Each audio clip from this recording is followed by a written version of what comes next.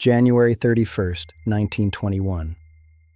Dawn breaks over the Diamond Shoals off Cape Hatteras, the setting for a mystery known as the Ghost Ship of Cape Hatteras. But as the mist cleared, the Coast Guard saw something impossible. A massive schooner, sails fully set, hard aground on the sand. There were no distress signals, no movement on deck. The ship was perfectly intact, yet it felt wrong. When they finally reached the vessel days later, the air was heavy with the silence of a tomb. There was no one to greet them. Inside the galley, they found a meal prepared and ready to be served. A pot was still on the stove. But the crew was gone. The logbook, the navigational charts, and the lifeboats, all missing. 11 men had seemingly vanished into the salt air. This is the Carroll A. Deering, a ghost ship that launched a federal investigation reaching the highest levels of government. A century later, we are left with a file that has never been closed, a case of absence where there should be life. To understand what happened on the shoals, we must look at the voyage that began months earlier. A journey into the heart of a mystery. The Deering was born in Bath, Maine, a state-of-the-art 5-masted schooner built by the G.G. Deering Company. She was 1,800 tons of solid oak and pine, a ship designed for the coal trade, built to withstand the toughest oceans. Her first master was William Merritt, a man of deep experience and a decorated veteran of the First World War. But fate is often found in the details of timing. Just days before the Deering's final voyage, Merritt fell gravely ill. He was forced to disembark at Lewis, Delaware. With a cargo of coal waiting, the company had to find a replacement, fast. They found Willis Wormel. At 66, he was a retired veteran of the sea. This was to be his final command. He was a man of the old school, respected and careful, but the world he was sailing back into was changing. He was paired with a new first mate, Charles McClellan. It was a partnership that was doomed from the first day. Records describe McClellan as a man with a volatile temper, a man who did not care for the strict discipline of Captain Wormel. On August 22, 1920, the Carroll A. Deering cleared the harbor at Norfolk, bound for Rio de Janeiro. It was a successful passage on the surface. But below decks, a storm was brewing among the crew. When they arrived in Brazil, Captain Wormel sought out an old friend, Captain George Goodwin. He had a confession to make. Wormel said he didn't trust his crew. He described them as unruly and rebellious. He felt isolated on his own ship. He told Goodwin that the only man he trusted was the ship's engineer, Herbert Bates. The rest of the men were a mystery to him. Then, disaster struck. First Mate McClellan was arrested for public intoxication and making threats against the captain. He was heard saying he would get Wormel before the voyage was over. The captain had every reason to leave him behind, but Wormel needed an officer to navigate the ship home. He bailed McClellan out of jail. It was a fatal compromise. On December 2nd, the Deering weighed anchor and began the long journey north, a journey into the unknown. The ship made a final stop at Barbados on January 9th. Wormel went ashore, seeking help from the authorities. He again complained that his crew was out of control. He was a master who had lost his ship, even while he was still on it. The Deering sailed north. As it approached the American coast, it was spotted by the Cape Lookout lightship. It was January 29th. A man on the deck of the Deering hailed the lightship keeper through a brass megaphone. He reported that the ship had lost its anchors. He asked for the message to be relayed to the owners in Maine. But the keeper, Thomas Jacobson, noted something that sent a chill through the investigation. The man was not an officer. He didn't sound like Captain Wormel. He was a common sailor, speaking with authority he didn't legally have. The next day, another vessel spotted the Deering steering a peculiar course southwest of Diamond Shoals. Then, silence. January 31st. Dawn reveals the Deering on the shoals, abandoned, sails set, the wind, the only passenger. The Coast Guard couldn't reach her. For 4 days, the Atlantic hammered the hull. The ship's secrets were locked in the surf. On February 4th, the seas finally calmed enough for boarding. The investigators stepped onto a deck of echoes. Everything was in order. The sails were set as if for a fair wind, but the crew's personal effects were gone.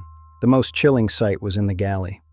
Food was still in the pots. The table was set. Life had been interrupted mid-sentence. The lifeboats were missing. The navigational instruments were gone. But there was no sign of a struggle, no blood, no damage. And crucially, the ship's logbook was missing.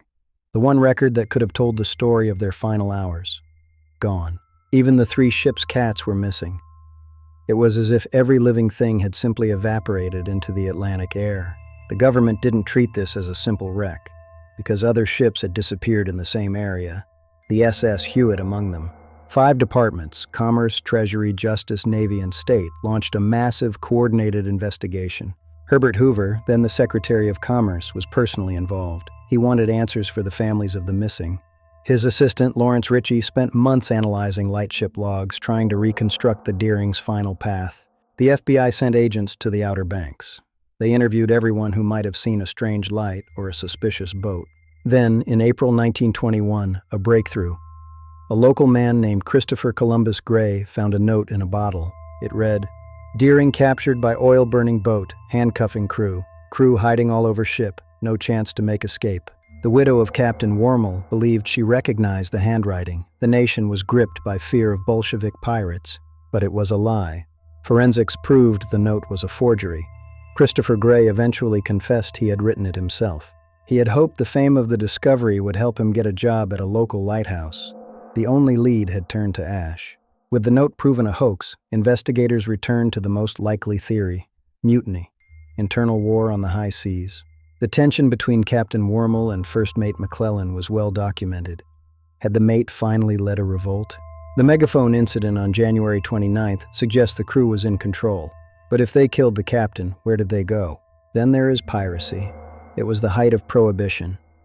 The Atlantic coast was a highway for rum runners and smugglers. Did the Deering stumble upon a smuggling operation?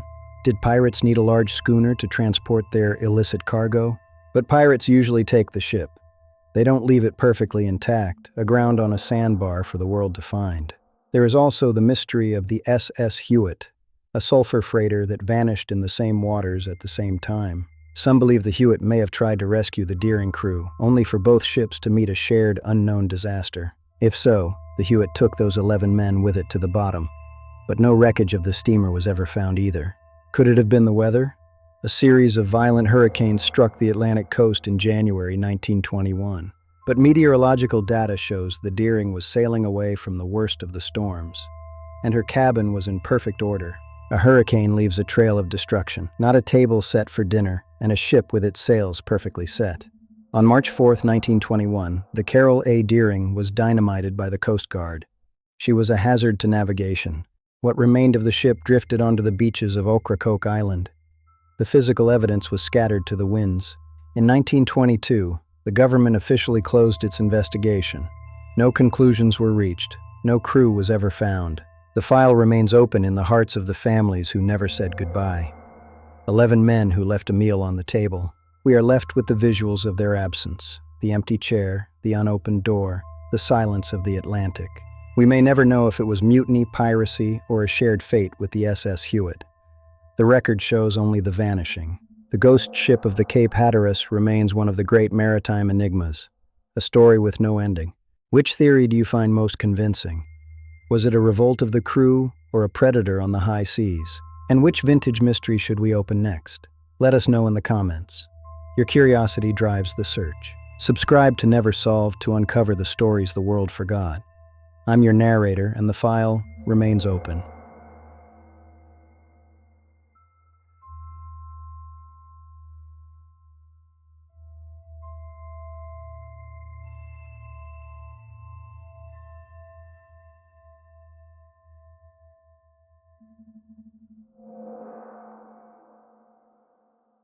There is one final detail worth considering. A detail that haunts the margins of the official reports. A local fisherman reported seeing a light on the shoals the night before the Deering was discovered. A light that moved. He said it didn't look like a distress signal. It looked like someone was searching, or waiting. Searching for a crew that had already left, or waiting for a ship that was already dead. The ghost ship of the Diamond Shoals. A mystery that remains as deep and as cold as the Atlantic itself. To look closer at the government's failure, we must examine the 5 departments that shared the burden of the search. Each department had its own theory. The Navy suspected a collision. The State Department feared international piracy. The Justice Department looked for a crime. But without bodies and without a weapon, there could be no justice. The investigation became a labyrinth of bureaucratic dead ends and missing evidence. a ghost of a search for a ghost of a ship. The families of the 11 men never stopped asking why their fathers and sons were taken by the sea. In the end, the only answer was the one provided by the ocean: silence. A silence that has lasted for over a century. The Carol A. Deering, a vessel of wood and iron that became a vessel of questions. The case remains open.